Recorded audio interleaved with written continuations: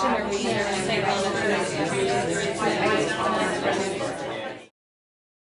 identify, and this is writing of his from 1995, identify a situation that puzzles you or that you want to improve. So Jack says, and this is a paraphrase, you can pick it up from his original paper, what do I want to improve? Why do I want to improve it? What might I do to improve it? How will I know it's improved? What data will let me know that things are better than they were before?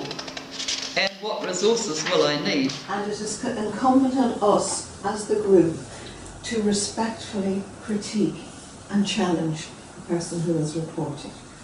Okay? And the other way in which practice validity can be shown is through triangulation. This is all building on the critical thread, moving it out a step further.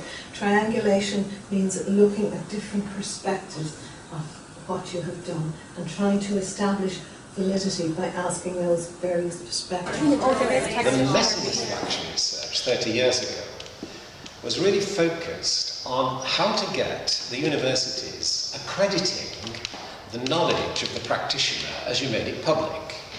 And so those questions, which I started to bring in, because this was the very first question I asked, I still remember it, 4th of September 1967, my very first lesson at the East End of London, I went back home after my first lesson feeling dreadful, and I was saying, man, I've got to do this better. It was a disaster. I was teaching science, but, the kids clearly didn't understand me, and I had to ask, how do I improve what I'm doing? Now that question has stayed with me. Critical thinking. You can't do action research without critically reflecting on what you're doing and on your thinking. And in fact, some theorists refer to action research as a critical theory approach.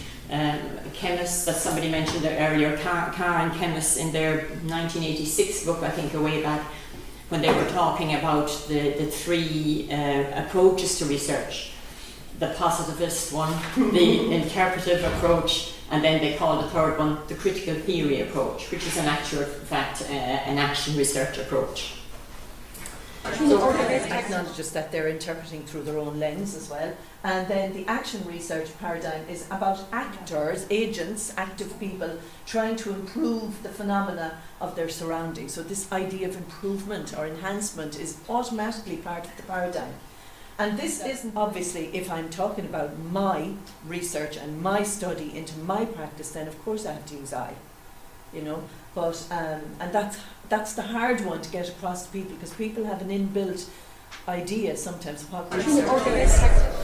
I had one discussion, and somebody says to me, "You're very courageous," and I said, "I don't know if I'm courageous or a fool, but."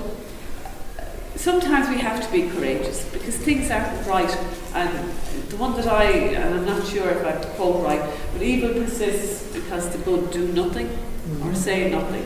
And as action researchers, we would hope we're the good, so through our action research we have to be able to say something about the situation.